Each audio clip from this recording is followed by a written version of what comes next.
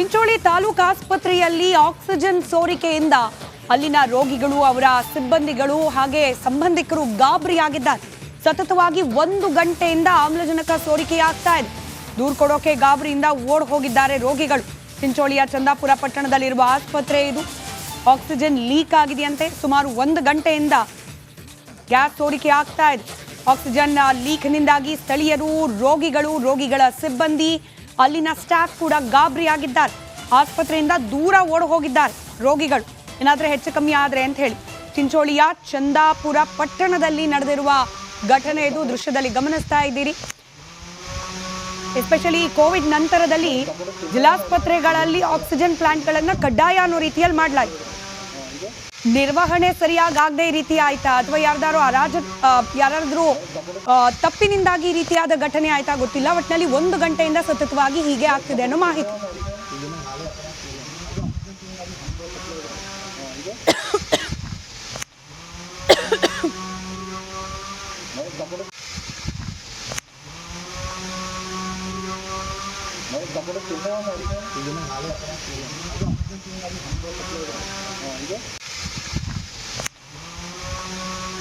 ಸ್ಥಳೀಯ ಆರೋಗ್ಯಾಧಿಕಾರಿಗಳೇ ದೂರವಾಣಿ ಸಂಪರ್ಕದಲ್ಲಿದ್ದಾರೆ. ಸರ್ ನಮಸ್ಕಾರ.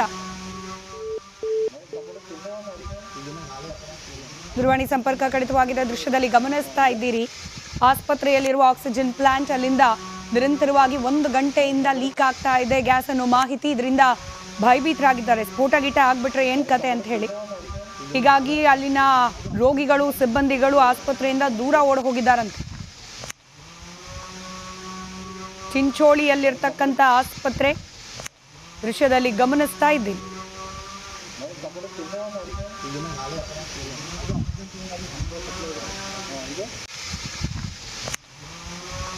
ಮತ್ತಷ್ಟು ಡೀಟೇಲ್ಸ್ ನಮ್ಮ ಪ್ರತಿನಿಧಿ ಓಂ ಪ್ರಕಾಶ್ ನೀಡ್ತಾ ಹೋಗ್ತಾರೆ.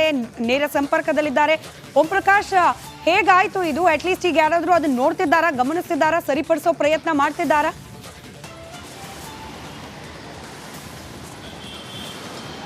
ಸ್ಮಿತಾ, ತಾಲೂಕಾ ಆಸ್ಪತ್ರೆಯಲ್ಲಿನ ಆಕ್ಸಿಜನ್ ಘಟಕ ಸ್ಫೋಟಗೊಂಡಿರುವಂಥ ಒಂದು ಘಟನೆ ಕಲಬುರಗಿ ಜಿಲ್ಲೆಯ ಚಿಂಚೋಳಿ ತಾಲೂಕು ಆಸ್ಪತ್ರೆಯಲ್ಲಿ ನಡೆದಿರುವಂಥದ್ದು. ಬೆಳಗ್ಗೆ 10 ಗಂಟೆ ಸುಮಾರಿಗೆ ಚಿಂಚೋಳಿ ತಾಲೂಕಿನ ಏನು ಚಂದಾಪುರ ಪಟ್ಟಣದಲ್ಲಿರುವಂಥ ತಾಲೂಕು ಆಸ್ಪತ್ರೆಯಲ್ಲಿರುವಂಥ 5,000 ಲೀಟರ್ ಸಾಮರ್ಥ್ಯ ಉಳ್ಳಂಥ ಏನೋ ಒಂದು ಆಕ್ಸಿಜನ್ ಘಟಕ ಇರುವಂಥದ್ದು. ಆ ಆಕ್ಸಿಜನ್ ಘಟಕದ ಒಂದು ಭಾಗದಲ್ಲಿ ಆ ಸ್ಫೋಟಗೊಂಡು ಆ ಲೀಕೇಜನ್ನು ಆಗ್ತಾ ಇರುವಂಥದ್ದು. ಅಲ್ಲಿರುವಂಥ ಏನು 1-2 ಪೈಪ್ಗಳು ಈಗಾಗಲೇ ಆ ಪೈಪ್ ಮುಖಾಂತರ ಆಕ್ಸಿಜನ್ ಲೀಕ್ ಆಗ್ತಾ ಇರುವಂಥದ್ದು. ಸುಮಾರು 1 ಗಂಟೆಯಿಂದಲೂ ಕೂಡ ಇದೇ ರೀತಿಯಾಗಿ ಆಕ್ಸಿಜನ್ ಲೀಕ್ ಆಗ್ತಾ ಇರುವಂಥದ್ದು. ಆದರೆ ಅದನ್ನು ತಡೆಗಟ್ಟುವಂಥ ನಿಟ್ಟಿನಲ್ಲಿ ಯಾರೂ ಅಲ್ಲಿನ ಸಿಬ್ಬಂದಿಗಳು ಮುಂದಾಗ್ತಾ ಇಲ್ಲ. ಯಾಕಂತಂದರೆ ಈಗಾಗಲೇ ಆಸ್ಪತ್ರೆಯಲ್ಲಿರುವಂಥ ರೋಗಿಗಳು ಮತ್ತು ಆಸ್ಪತ್ರೆಯ ಸಿಬ್ಬಂದಿಗಳು ಎಲ್ಲರೂ ಕೂಡ ಆಸ್ಪತ್ರೆಯನ್ನು ತೊರೆದು ಹೊರಗಡೆ ಓಡಿ ಬಂದು ಆಸ್ಪತ್ರೆಯ ಹೊರಭಾಗದಲ್ಲಿ ನಿಂತಿರುವಂಥದ್ದು. ಎಲ್ಲರಲ್ಲೂ ಕೂಡ ಆತಂಕ ಇರುವಂಥದ್ದು. ಅಂದರೆ 5,000 ಲೀಟರ್ನ ಆಕ್ಸಿಜನ್ ಇರುವಂಥದ್ದು. ದೊಡ್ಡ ಮಟ್ಟದಲ್ಲಿ ಸ್ಫೋಟ ಆದರೆ ಮತ್ತಿನ್ನೇನಾದರೂ ಅನಾಹುತ ಆಗ್ಬೋದು ಅನ್ನುವಂಥ ನಿಟ್ಟಿನಲ್ಲಿ ಆ ಆಕ್ಸಿಜನ್ ಘಟಕದ ಹತ್ರ ಯಾರು ಹೋಗ್ತಾ ಇಲ್ಲ. ಪೊಲೀಸರು ಮತ್ತು ಅಲ್ಲಿರುವಂಥ ಅಗ್ನಿಶಾಮಕ ಸಿಬ್ಬಂದಿಗಳೇನಿದ್ದಾರೆ ಎಲ್ಲರನ್ನೂ ಕೂಡ ದೂರ ಸರಿಸಿರುವಂಥದ್ದು. ಜೊತೆಗೆ ಇದಕ್ಕೋಸ್ಕರ ಅಂತೇಳಿ ಕಲಬುರಗಿಯಿಂದ ಈಗ ಟೆಕ್ನಿಕಲ್ ಟೀಮ್ ಏನಿದೆ, ಆಕ್ಸಿಜನ್ ಘಟಕವನ್ನು ನಿಯಂತ್ರಣ ಮಾಡುವಂಥ ಟೆಕ್ನಿಕಲ್ ಟೀಮ್ ಮತ್ತು DHO ಇಬ್ಬರು ಕೂಡ ಚಿಂಚೋಳಿಗೆ ತೆರಳ್ತಾ ಇರುವಂಥದ್ದು. ಅಲ್ಲಿವರೆಗೂ ಕೂಡ ಇವ್ರು ಯಾರು ಅಂದರೆ ಟೆಕ್ನಿಕಲ್ ಟೀಮ್ ಜೊತೆಗೆ ಚಿಂಚೋಳಿಯ ಸಿಬ್ಬಂದಿ, ಆರೋಗ್ಯ ಇಲಾಖೆ ಸಿಬ್ಬಂದಿಗಳಿಗೆ ಒಂದಷ್ಟು ಮಾಹಿತಿ ಕೊಟ್ಟು ಅದನ್ನು ಬಂದ್ ಮಾಡುವಂತೆ ಸೂಚನೆ ಕೊಟ್ಟರು ಕೂಡ ಅಲ್ಲಿರುವಂಥ ಸಿಬ್ಬಂದಿಗಳು ಅದನ್ನು ಬಂದ್ ಮಾಡುವಂಥ ಧೈರ್ಯಕ್ಕೆ ಮುಂದಾಗ್ತಾ ಇಲ್ಲ. ಯಾಕಂತಂದರೆ ಇವರೇನೋ ಮಾಡೋಕ್ಕೆ ಹೋಗಿ ಅದನ್ನೇನೋ ಆಗಿ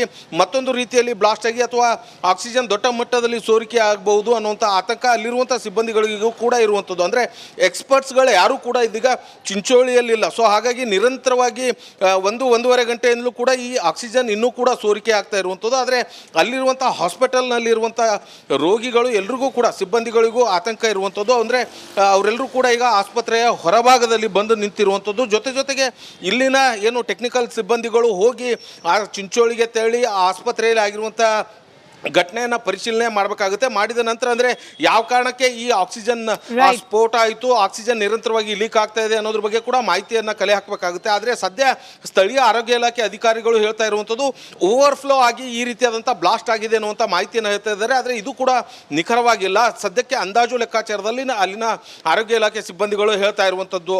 ಸ್ಮಿತಾ, ಧನ್ಯವಾದ ಓಂ ಪ್ರಕಾಶ್ ಮಾಹಿತಿಗಾಗಿ.